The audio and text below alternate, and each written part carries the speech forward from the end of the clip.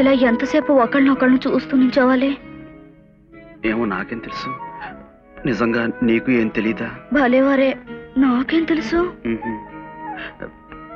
నుంచుని కాళ్ళు పీకేస్తున్నాయి, అలా కూర్చుని చూసుకుందామా? నాకు పీకేస్తున్నాయి, కూర్చుందామా?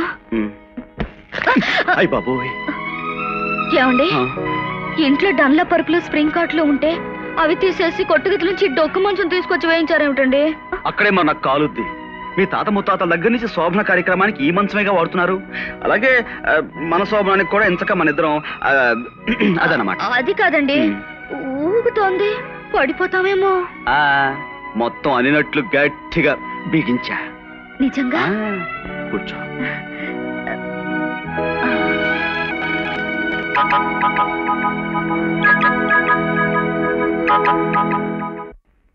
అత్తా,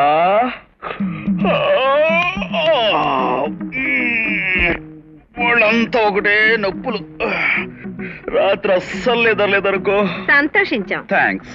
అన్నట్టు నీకు ఒక శుభవార్త చెప్పనా? ఊటీ వెళుతూ రైలు పెట్టిలో మా శోభనం జరిగిందని చెప్పానే, అదంతా. అమ్మా చెల్లెమ్మా, ఎలాగైనా అల్లుడిని పోలీసులకు అప్పచెప్పి ఒక 6 నెలలు జైలుకి పంపించేస్తే ఈలోగా అమ్మాయి మనసు విరిగిపోతుంది, మర్చిపోతుంది. ఆ తర్వాత డైవర్సు, ఆ పైన పెళ్లి. ఏం నేరం చేశాడని అతను జైలుకి పంపిస్తారు? ఏం నేరం చేశాడంటే ఆలోచిస్తారండి, అనుభవం ఉన్న వాళ్ళు. చెప్పండి. చెబుతాను, నువ్వు నోరు మూసుకురుకో. లక్ష్మి, నీ కొడుకు బంగారు బొమ్మలా ముద్దుగా ఉన్నాడే. అంతా వాళ్ళ మేనమామ పోలిక అనుకుంటా అత్తయ్య. అవునయ్యా. మేనల్లుడు, అల్లుడు, అల్లుడెక్కడా? అలా పిరికి వాళ్ళ కాకుండా మీ నాయనమ్మలా మంచి పొగరబోతున్నా పెరగాలరా.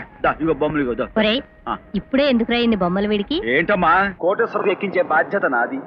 నువ్వు ఆ నెత్తి మీద ఇసుకెళ్ళి ఆవిడ తల పొగరతించే బాధ్యత నీది. ఓకే ఓకే ఓకే అన్నాడు. అమ్మా రామ్మా.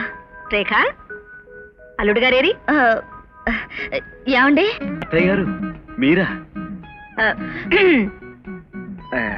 సారీ.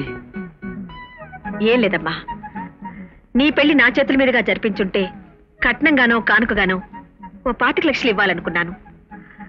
నీకు నచ్చిన ఉత్తముడిని చూసి నువ్వే చేసుకున్నావు. అయినా తల్లిగా నా బాధ్యత నేను నెరవేర్చాలిగా. ఇవాళ చాలా మంచి రోజు, అందుకని ఈ 25 లక్షలు నీకు ఇస్తున్నాను. చూసారండి, మా అమ్మకు మన మీద ఎంత ప్రేమ. అవును. అయినా మాకెందుకమ్మా ఇవన్నీ? మేము ఇంట్లోనే కదా ఉంటున్నాం. ఇదంతా మాది కాదు, మేం వేరే అన్నట్టు మాకెందుకు డబ్బు? పైగా ఇలాంటివన్నీ ఆయన పట్టించుకోరు. అల్లుడు గారి మంచితనం నాకు బాగా తెలుసు. ఈ డబ్బు నీకోసం ఉంచింది, తీసుకోమ్మా. నువ్వు తీసుకుంటే నాకు కూడా తృప్తిగా ఉంటుంది. జాగ్రత్తగా దాచుకో. అత్తయ్య గారు, మనుషుల్లో దేవతలు ఉంటారని విన్నాను, కానీ ఇప్పుడు ప్రత్యక్షంగా చూస్తున్నాను. మీలాంటి దేవతకి నేను అల్లుడినవటం నా పూర్వజన్మ సుకృతం.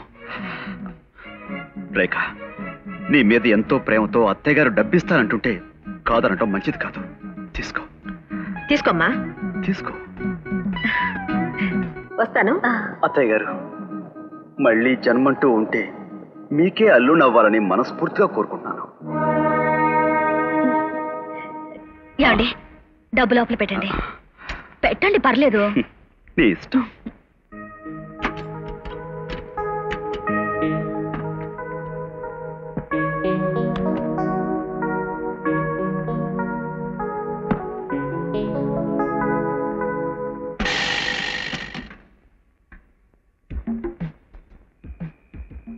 సోప్ అమ్మాం సోప్.